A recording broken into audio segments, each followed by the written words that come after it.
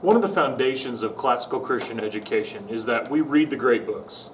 We recognize that being a part of the great conversation, wrestling with the great ideas, this is part of what it means for us to be classical, and it's part of what it means for us to be Christian, recognizing that the Christian tradition has been passed down to us for 2,000 years, which itself is rooted in the tradition of the Old Testament and the Israelites, and many of the other nations that the Israelites dealt with. We recognize that Christianity is really a part of all of human history.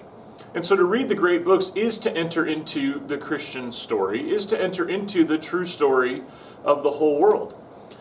And so one of the things that's been really difficult, I think, for many teachers, including me, has been trying to train students to read great books who maybe don't delight in doing so. In many cases, don't delight in doing so. Students who have read things throughout their life, but perhaps never been challenged to read something as difficult as some of the great books that we read.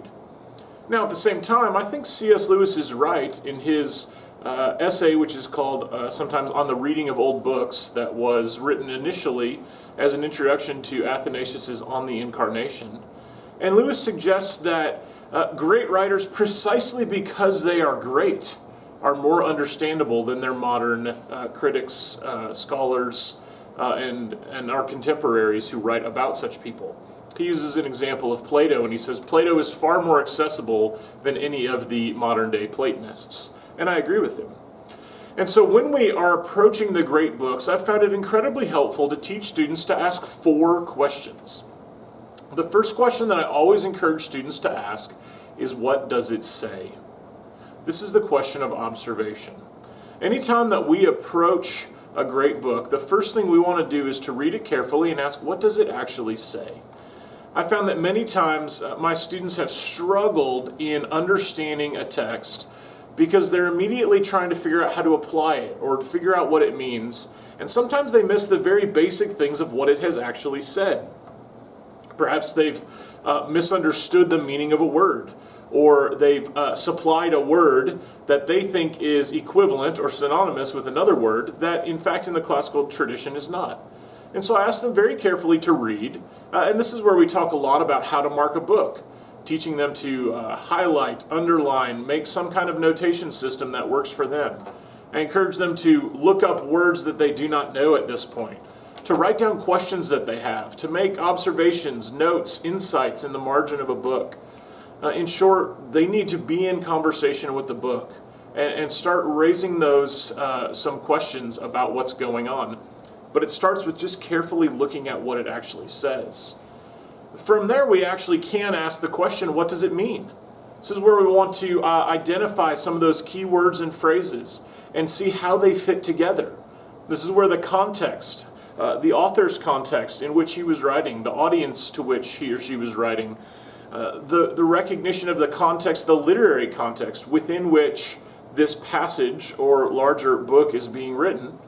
And so we want to begin bringing these things together to answer questions of what does it mean. This is where we take a look at some of those questions that we asked in our observations, and we begin to notice how those things all fit together.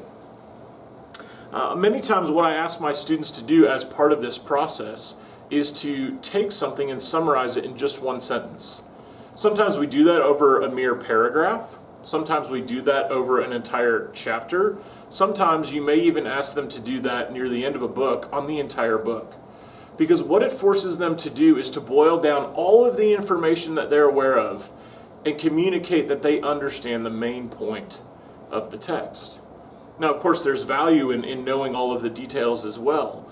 But it gives you a pretty good sense as a teacher and as a student if you understand the text, if you are able to put it into one sentence. So that's the question of meaning, right? What does it mean? The question of interpretation. The third question we want to ask, is it true? Is it true? This is the question of verification. So once we understand what it actually says and have wrestled with and determined what it means, now we can ask the question, is it true? I think this is one that we sometimes can take for granted. If a teacher is asking a student to read a great book, we might kind of immediately assume, oh, well, we're reading this book for class, so my teacher must agree with what it has to say. But of course, we recognize that many of the things that we read, in fact, it seems like everything that I read apart from the Bible, there's something that I slightly disagree with, even the books that I've enjoyed the most. And so what we want to do is make sure that we're asking this question, is it true? Right? This idea of truth, goodness, and beauty is all over the great books in this great conversation. But nevertheless, there are things that we will encounter, especially in the pagan literature, that is not true. It might still be good for us to read. It will certainly be written beautifully. It will be beneficial for us to wrestle with, but we need to recognize and assess, in light of what we know of Scripture and the world as God has revealed it, and as God has created it, is it true? The question of verification. And finally, our fourth question is, what should we do? This is the question of application. What should we do? I think one of the big problems with modern education, progressive education as many would call it, is that we put a huge emphasis on practicality. We want it to be this kind of very pragmatic education, that whatever I learn is immediately useful. I know what to do with it. And there's some benefits to seeing knowledge and understanding as useful. In classical Christian education, I fear, sometimes what ends up happening is we spend so much time trying to understand what Plato meant in one of his dialogues, or what Homer meant to communicate in the Iliad, that we leave that knowledge in the past.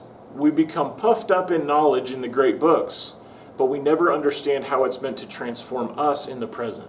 We don't take that truth from the past and apply it to the present. And so we want there to be this kind of two horizons of interpretation. The one that properly understands its meaning in its historical context, but then can bridge the gap to our present circumstances and learn to apply that rightly.